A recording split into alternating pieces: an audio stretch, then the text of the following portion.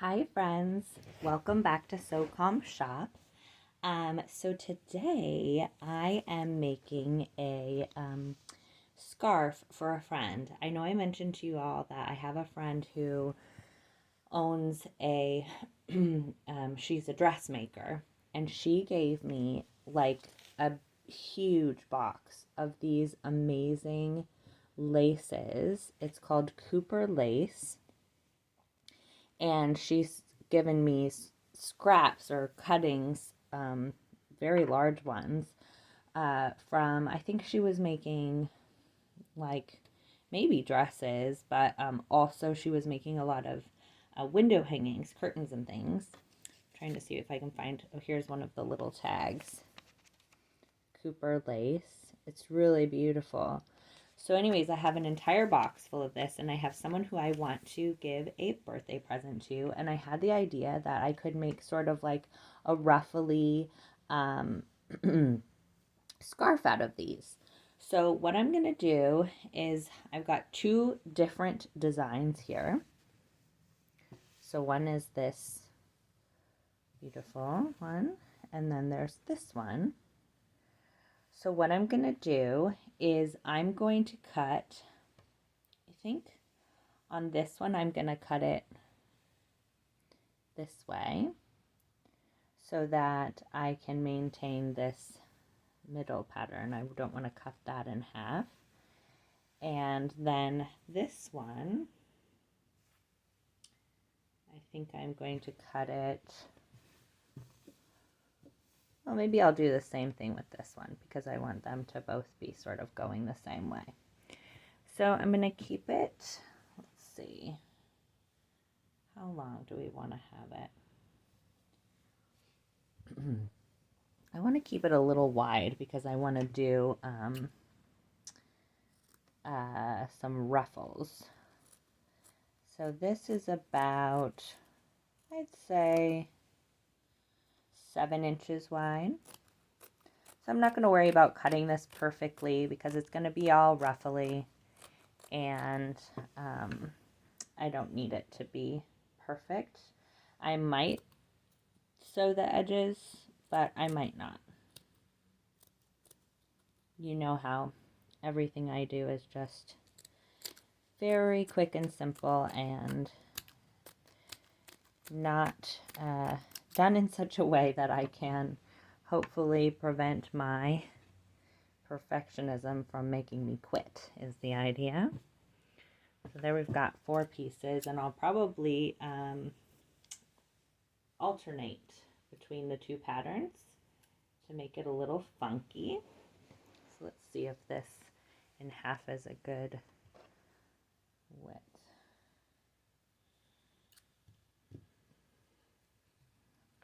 Make it match this.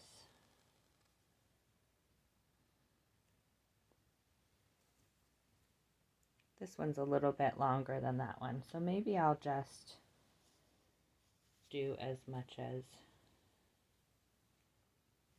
or I think I'll take, there's a hem on this one. I think I won't include the hem. So I'm just going to match it up to this. Let's see how much will be the same width.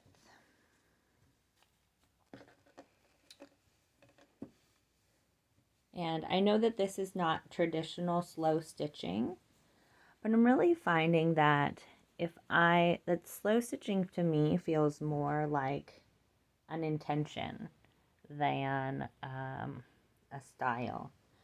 So I'm using hand stitching, and even if I were using machine stitching, I feel like I could do it in that meditative way that would give me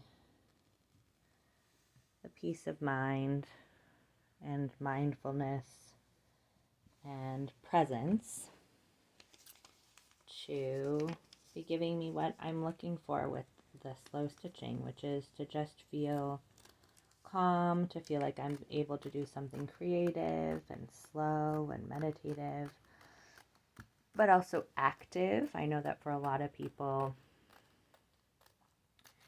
meditation, just sitting and breathing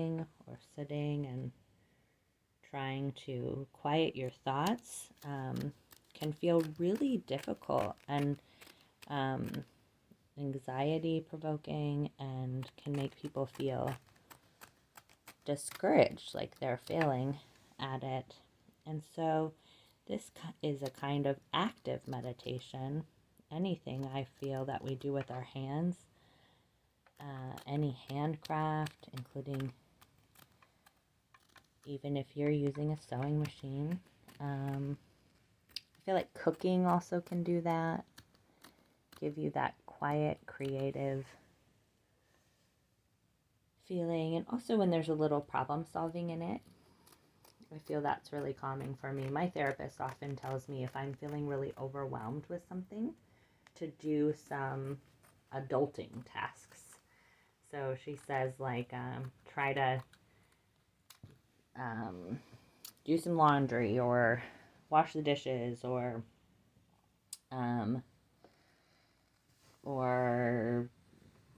balance my budget, something like that.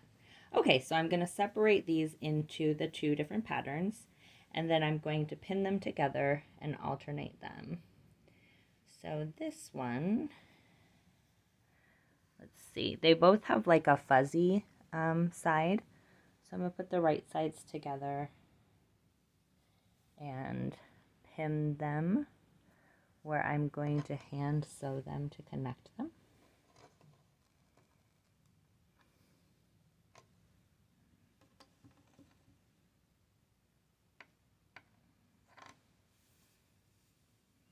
And then just keep going, alternating the patterns. Actually, you know what? I wonder, do I want to have a ruffle with this material, or I also have this sheet that has this lace edge. Do I want to put that as a ruffle in between some of them? Let's look. So I could either put that as a little connection in between each piece, or let's see if you can see that.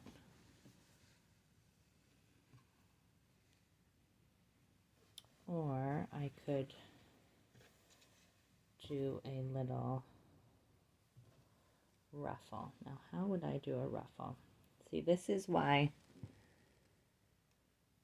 I am not a professional at this, but at the same time, I feel like that's what actually I enjoy, is that I am not trying to be perfect.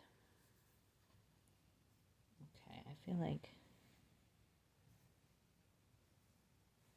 you kind of cinch things together to make a ruffle, right?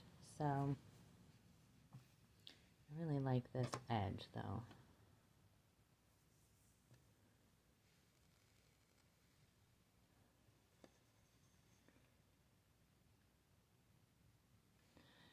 So I think that what I'm going to do is I'm going to pin each in an overlapping way, and then when I get to that part, I will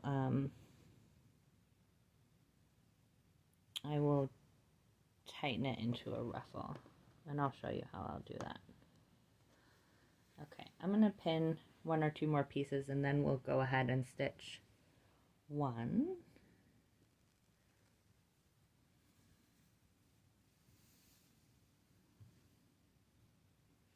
This has that beautiful edge there. I'm not sure if I that to be the ruffle. Okay. So we'll just overlap them each time so that that fuzzy side is the one facing up. So let me flip that.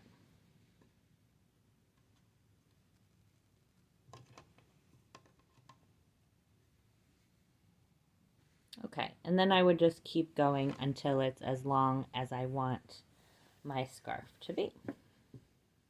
Okay, so I'm going to get myself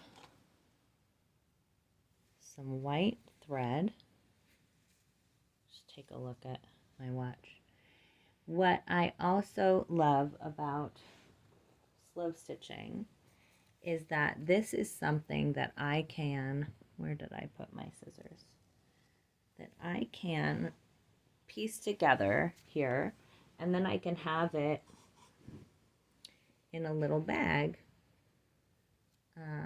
for myself to work on at any point whenever I have 5 minutes. I'm just going to stand up because I've lost my scissors. Oh, here they are. Okay, I'm just going to use some cotton thread. This is, I think it was called like off-white.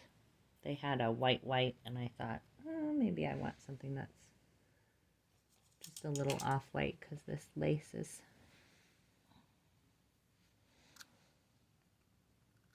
Just get yourself about a foot of thread. And remember, no need to be perfect, and let yourself sort of drift away into something nice, whatever you want to think about. Sometimes I might do this while I'm watching TV. If I'm really wanting to just have peace, I might just keep it quiet or put on, you know what I actually really love is those, have you seen those ambiance things on YouTube? It's like, now since these holes are so big, that knot's just going to slip right through. So I'm going to go ahead and give myself something that will hold there. Okay. So I'm going to go in and up and through. Now this is so easy because these holes are so big. Let's see. Then we go in and up and through. Just keep going in a straight line, and then you'll see in a second what I'm going to do is I'm going to pull the stitches a little bit tight to create a ruffle. So I'm just paying attention to where my edge is behind there.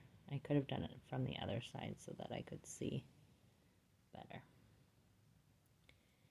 So yeah, they have these things on YouTube. If you put in like fire crackling with instrumental music ambiance, a whole bunch of things come up, and they have ones that are like fairy ambiance or fall or coffee shop ambiance. It's really amazing what people do. I don't know how they make the images. They're like, so look at that. See, that's going to make a ruffle if we keep it tight like that. There's one that has a bookstore, and the window is like as big as the room, and it's the shape of a circle. It's so pretty. It's hard to explain, but it's so pretty. And then there's this other one that's a fairy one, and there's little like fireflies that twinkle as the music plays. It's so nice. Sometimes I put that on in the background. And I know someone else who says they really like to put on like nature shows or movies and turn off the sound. I haven't tried that. That could be interesting too. And then every now and then when they look up, they just notice the different animals doing stuff, or if they have people around, talk to them about that. Okay, let's see what we think of this. So what I did is, if I were to straighten this out, it would just be a straight stitch, right? But when I pull the string, it creates a little ruffle. So let's look at that. I might not want it quite that big. I mean, quite that tight. Okay, I'm going to set my needle down. Let's hold it up and see what we think. Pretty. I like it.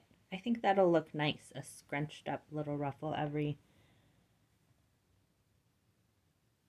time there's a little change. So what I'm going to do is, got my needle again, I've got it to the tightness that I want. And I'm going to do a knot. And then what you could do, because this will slide around a little bit,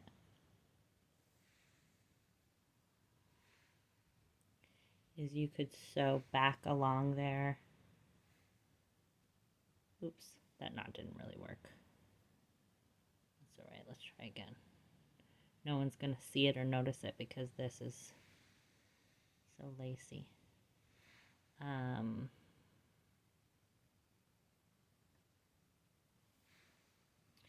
I think if you wanted to make sure it didn't slide around too much and stayed exactly where you want it, you could go back and sew it along the ruffle so that it stays right there. I don't think I'm that worried about it because it's just a gift for someone I love, and I'm not trying to like sell a perfect item. Okay. This is totally her style. I can't even believe it. It's going to be so great. And I can't believe I have so much of this. And I looked up on Pinterest, like, what can you do with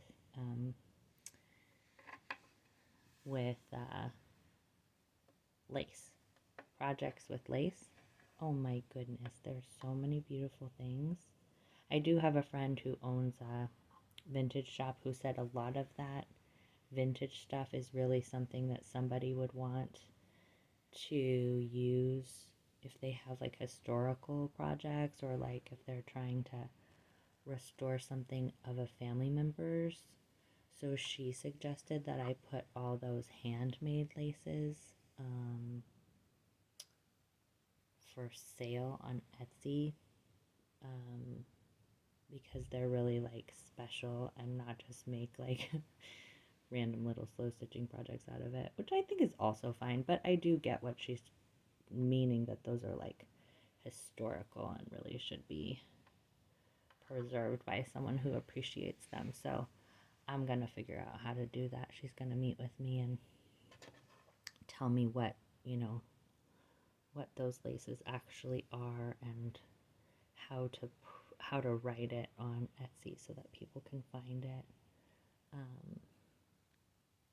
But these, I think, were just made, in the past 10 years, and I think they're made by machine, so I feel like I can make projects out of these. And when I was thinking about this scarf, I was thinking, oh, I could make a scarf out of the little slow stitch scraps. That would be pretty cute, because they're all individually so fun. I also have been thinking they would just make really great patches. This whole world of patches is really exciting to me. I might try making some patches myself. Okay, so I'm doing this again. I'm just straight stitching all the way across. I do have one of my students' IEP meetings coming up, so I need to keep checking. Yeah, we got 15 more minutes. See, this is what's great is I had one meeting scheduled for right now, but the family didn't show up. And so typically I would be feeling like, what am I going to do, with these random 15 minutes that I have.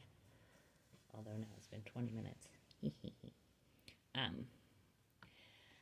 But I normally feel like I can't really make good use of them. And I don't know, it's hard for me to get into the mode of like switching gears and working on a report that I don't love writing, if I wasn't planning on doing report writing that day.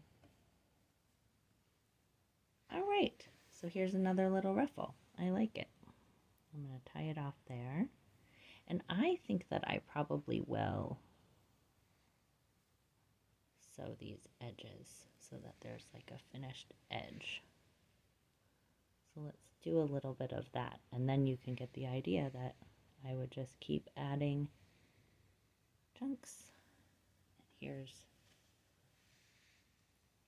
one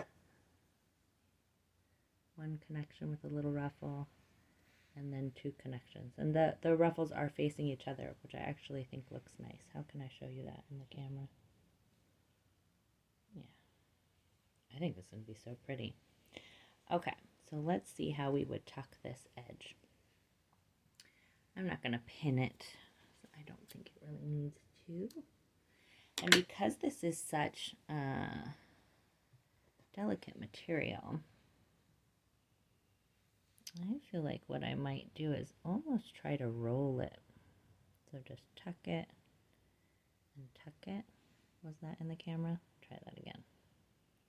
So fold it over just a teensy bit, and then fold it over one more time. Yeah, put it this way. And then I'll just keep going. Just keep rolling it as I go. I think that'll hold because it's sort of double. If I did it just once, I think it would all unravel. What kind of stitch should we use?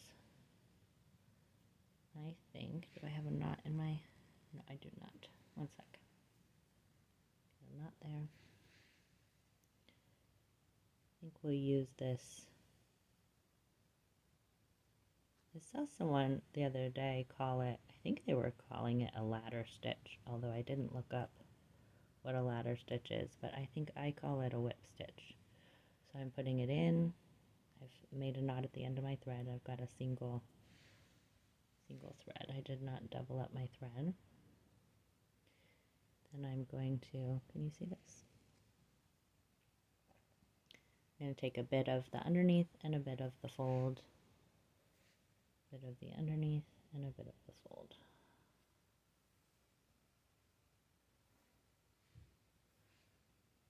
A bit of the underneath. A bit of the fold.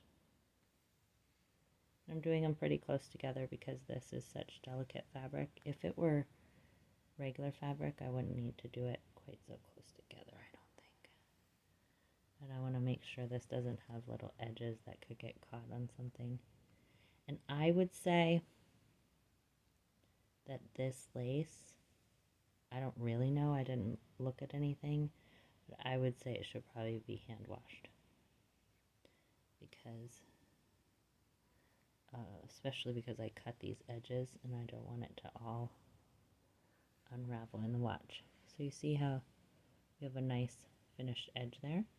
So as I go, I'll just keep rolling it twice.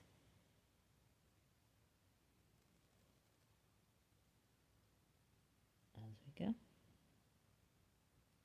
So that it has a nice finished edge and hopefully will not unravel.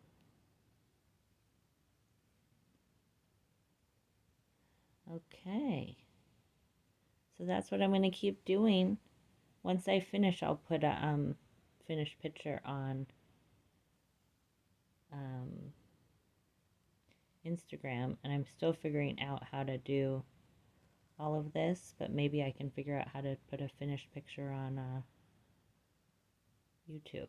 I'm avoiding figuring out any sort of YouTube editing because that just feels like it'll make me not want to do YouTube.